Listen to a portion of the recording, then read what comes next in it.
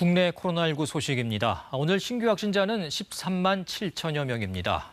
코로나에 다시 걸리는 재감염 사례도 늘고 있는데 이 변이 바이러스와 면역 효과 감소 등의 영향으로 앞으로 두어 달은 이런 상황이 이어질 것으로 전망됐습니다.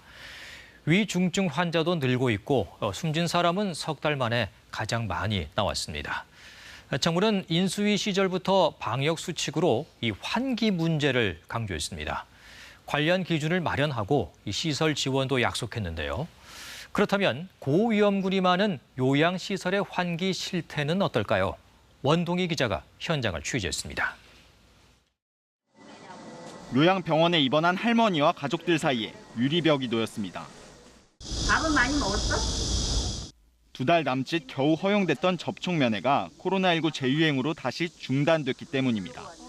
이 같은 노력에도 최근 요양병원과 시설에선 모두 116건, 2,400여 명의 집단 감염이 확인됐습니다. 냉방으로 인한 환기 부족이 주된 이유로 꼽힙니다. 지난 4월 입소자 30명가량이 모두 코로나에 감염됐던 요양원을 찾아가 봤습니다. 환기 설비는 없고 3층 건물 전체에 공기청정기 10여 개가 전부입니다. 환기나 어떤 그런 공조 시스템이 없다 보니까 사실은 한 곳에서 어르신이 걸리기 시작하면 급속도로 이제 번지고. 집단 감염을 겪은 뒤 공기순환을 위한 공조기 설치를 고민했지만 비용을 감당하기 어려웠습니다. 거의 억대 정도가 나오다 보니까 개인 시설 입장에서는 그 비용에 대한 감당이 사실은 굉장히 좀 부담스럽죠. 질병청 실태조사에서 공조기가 설치돼 있다고 답한 요양병원과 시설은 절반 정도에 그쳤고 환풍기 같은 기본적인 설비를 갖춘 비율도 마찬가지였습니다.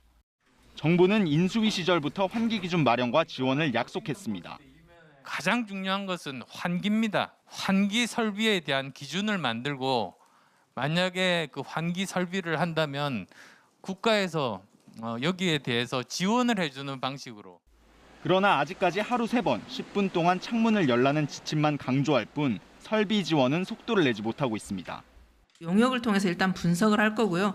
그 용역 결과에 따라서 재정 당국과도 또 협의가 필요합니다. 환기를 안 했을 때 감염 위험은 환기를 했을 때보다 최대 7배 높아집니다. 고위험군이 밀집한 감염 취약시설일수록 그 영향은 더 클 수밖에 없습니다.